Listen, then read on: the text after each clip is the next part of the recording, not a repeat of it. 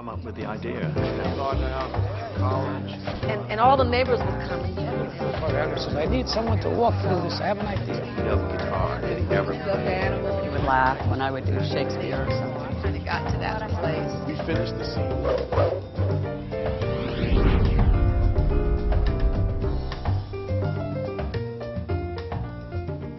I'm Tommy Chong, son of Stan Chong and Jean Chong.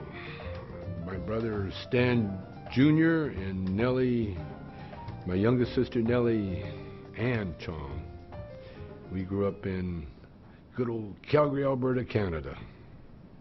I was born in 1938, May 24th, 1938. I grew up, we were very poor. You know, like I'm 71, so when I was a kid, it was in the 40s. So we lived in a little, our first house that I remember was a little shack with no running water, no indoor plumbing, in the Calgary, Alberta, Canada, which is, you know, blizzard country. And so we survived, like, I survived 10 years of that kind of life, you know, walking to school through fields of snow and tough life, you know. Like my dad would, we had a wood stove that heated the whole house, and so at night he would stoke it with coal and wood, but in the morning it would be burned out, and so it would be below zero in the house. And I remember my dad having to get up. You could hear the ice on the floor crack as he'd walk to get the fire started. And that was his job, the fire starter. And so life earlier in my life, you know, you appreciated little things like warmth, you know, like you really knew what cold was. Well, you never got out of bed. When you were a kid, you never got out of bed. And I remember driving home too. It was the same kind of feeling, you know, like old cars, you know, and the heater didn't work that well, and so we'd be bundled up in the back seat with blankets, and you know, and the whole thing with driving home is you go to sleep because it's cold, and it's easier to sleep in the cold. Everything stops, your body stops, you know, motion, you know, everything slows down and you sleep. But then you got home and you had to wake up and you had to go and walk into that cold house. Oh God, that was torture. And so you had to get in the house, and the idea was you crawled in bed with your clothes on. I always had a funny friend. I always teamed up with some kid that would do anything if you told them to. All through school, even earlier. My brother, I had an older brother. I have an older brother. He's 3 years older than me. And, you know, I used to torture him a little bit once in a while, but I liked to laugh when I was a kid. I loved to laugh. I loved that feeling. You know, laughing hard, laughing until you can't stop laughing. Or, you know the kind of laugh where you're at a funeral and you're supposed to be serious and everybody's crying, all of a sudden you look at your buddy and you start just cracking up, and you know, you got to make it, you got to fake like you're crying so no one will get really mad at you, but you're laughing. Very well. I was into music. The youngest I can remember, I barely remember this. My mother told me about it. I was like a toddler, and we were at my uncle's, well, my aunt's husband. He was a trapper up north in British Columbia, and we were at his cabin. He had a cabin in the woods, and a dog sled, the whole thing. He played banjo, and so he was playing this banjo, and I remember hearing it. It was like the first. It was magical, and so when he left, I followed him. I was a little toddler. I just walked out the door, and they found me in the woods somewhere. But it was because of the banjo. I loved the banjo. I loved the sound of it. And then we had a neighbor that played fiddle, and I was 10 years old, and I could play guitar just a little bit. You know, my mother had a guitar in the house, and I'd play around with it. But I learned how to play enough to play with the fiddle player. And so when I was 10 years old, I got good enough so that they would wake me up. They'd have a party. That's what we had in those days.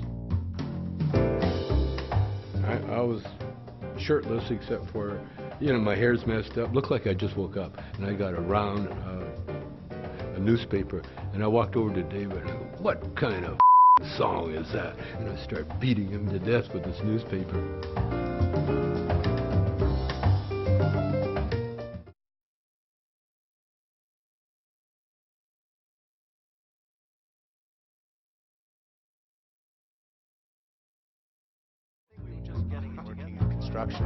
Well, a lot of that story is based on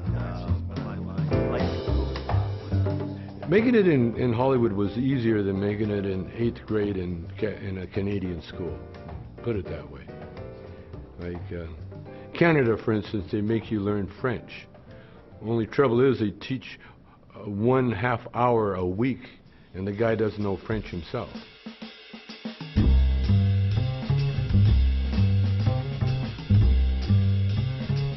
Tommy Milton, the singer, football player, star, the one that I'm going back to do the reunion with. Tommy, I always had a dream of being in the music business. Me, I kind of went in, went out, I did other things. I was an insurance inspector for a while because it was a white-collar job. But I always played on the weekend. I always got around to playing music somehow, But Tommy, he would find places. And then I would come in with him and show him what to do with it, So we had a couple of nightclubs. We had a club called the Blues Palace, where we had Ike and Tina Turner open the room for us. And so we went for various clubs. We ended up with a club called the Elegant Parlor.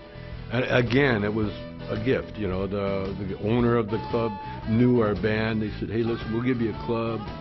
When you start making it, you can start paying rent. And goings were very tough at first, but we ended up finally making it. Then Tommy went on his way, did another band. He went his way. I ended up with the club and Bobby Taylor. Bobby Taylor came from San Francisco, great singer. Got discovered by Motown. Diana Ross came down, saw us. Sent us to Motown. Went to Motown, discovered the Jackson 5. That was one of our big deals. Then Bobby left the group to work with the Jackson 5. I went to work with a singer called Chris Clark. So I took my green card and I went back to Vancouver. And by that time we had 2 clubs. We had a topless nightclub. And that's when I went back. I was going to put another band together. And then I had been seeing this comedy group in San Francisco called The Committee. And they're like Second City Committee. And so I got heavily involved in watching the improv. And then when I saw that, and I had this topless nightclub, which I also started. We were the first topless nightclub there. What I did, I took the show that was already there. There was a black tap dancer named Taps Harris, a couple of girls, 4 or 5 girl strippers, and Taps would come on and here's Lola, and here's another girl, here's another girl. So what I did when I started the improv group, I had Taps. I said, well, they call you Taps. You must be able to dance. He said, yeah, I can dance. So then Taps would do his little dance, and then Jeannie would sing her song, and then the girls would go, oh, I think let's change into our pajamas, and then they do this sexy little strip. And that was the first improvisational show we did. And it was great. Oh, the crowd loved it. They just, and they loved Taps, and he was a really good dancer, so they not only, they let him, he did one number, then they clapped so hard he had to do an encore. Well, he quit that night.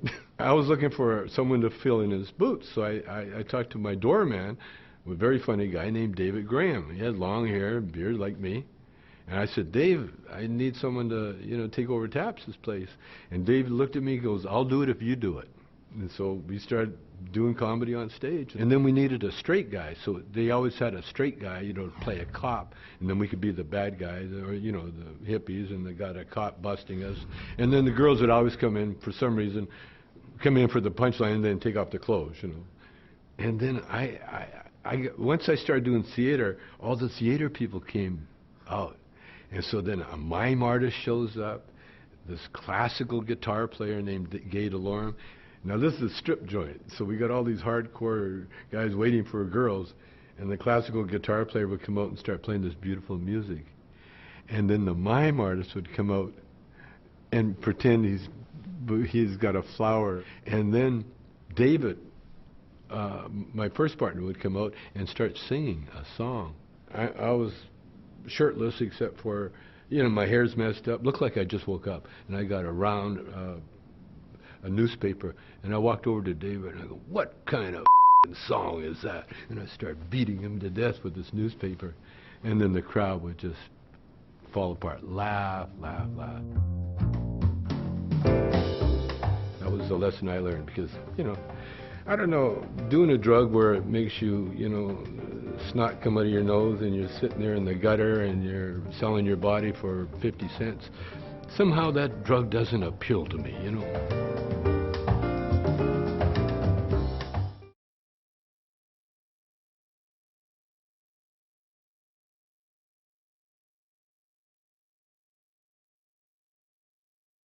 We were just getting it working in construction. My mom and dad were dancers, but I was like going up. Yeah, you hear people talk about, oh, I had to walk a mile in the snow, and well, I did. I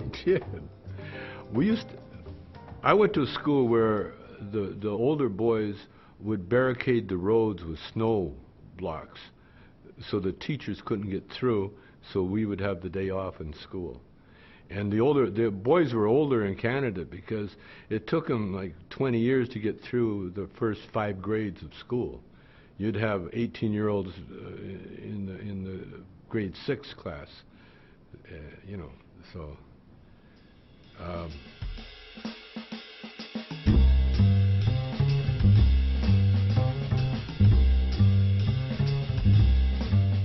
And now Hastings now, it looks like a bombed out city in Beirut or something, or Afghanistan.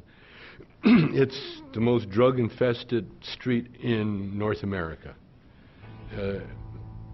Forget stores being closed. They're not even closed. They're closed, and yet they got people living in there on the street.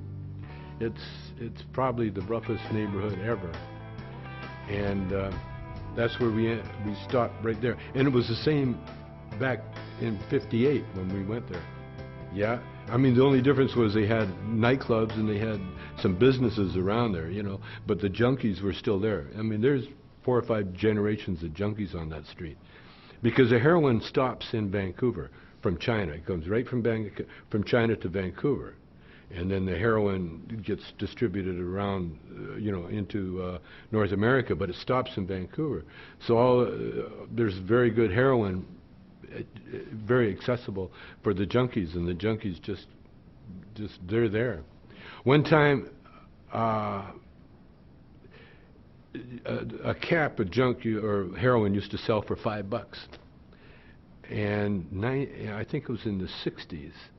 They wanted to raise the price, and so they stopped all deliveries.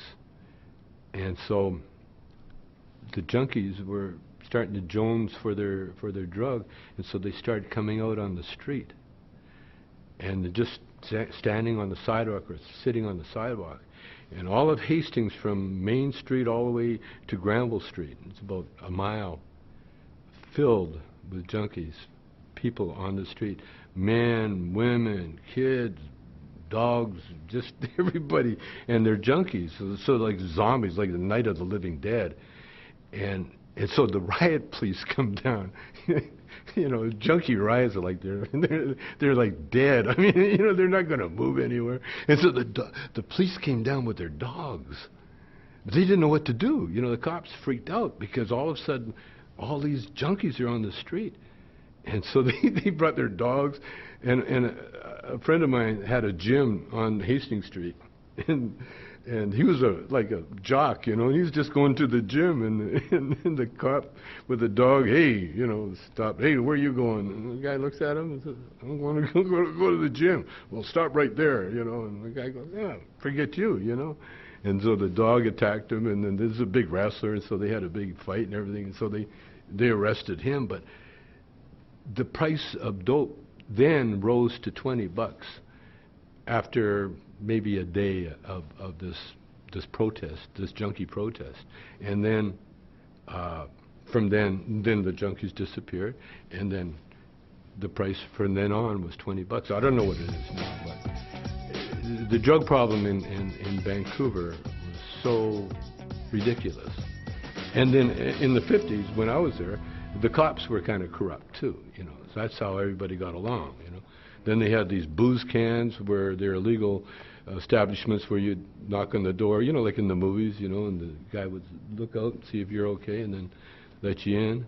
And then there was all prostitution and gambling and stuff. And that's where I played guitar too, because the gangsters used to call me and the other singer from the club we were playing at, and he'd pay us, you know, good money, a couple of $100, you know, to come and play at the booze cans. And so I learned a lot of music there. But I learned, my biggest lesson was never to go near heroin. That was the lesson I learned, because, you know, I don't know, doing a drug where it makes you, you know, snot come out of your nose and you're sitting there in the gutter and you're selling your body for 50 cents, somehow that drug doesn't appeal to me, you know. But when I got out of jail, then my son, Paris, he kind of stepped in and faked some emails from me to Cheech. Like, Cheech and I had a meeting, it didn't go well.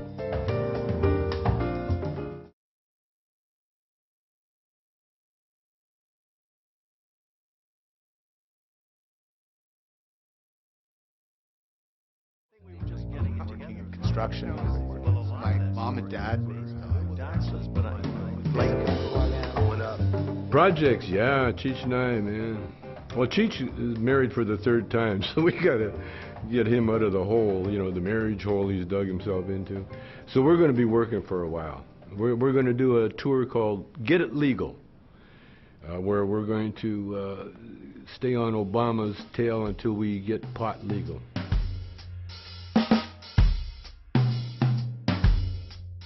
Well, Cheech showed up. The straight guy that we had, his wife found out what he was doing, so she came and took him away. And we needed a straight man, and so then this friend of a friend told me about this funny little guy named Cheech, or Richard Marin. So Cheech joined up, and he was with us for almost 9 months, I guess, sort of as an understudy. And then when the group broke up, as all groups do, Cheech and I were the only ones that wanted to keep doing it. And so Cheech could sing. I knew he could sing, and he told me he'd been in a band, you know, singing. And so I put another band together, and we were going to do. I was going to go back to the music again. But we had been doing comedy for so long that when the first gig, which was a battle of the bands, came on, I said, well, let's do some comedy first, and we never got away from the comedy. Comedy just took over. We couldn't get into the singing. And so then Cheech and I stayed together. Then we went down to L.A. As soon as I saw that we had 2 of us could do it, the first thing I did was make sure that it was our name on the group, Cheech and Chong. And then the second thing is we'd get down to L.A. as soon as we can and start paying the dues, you know. So we did, and we went down it took us a year. And at the time, my personal life was kind of mixed up, but I knew that we had what you needed to make it big. We had something unique.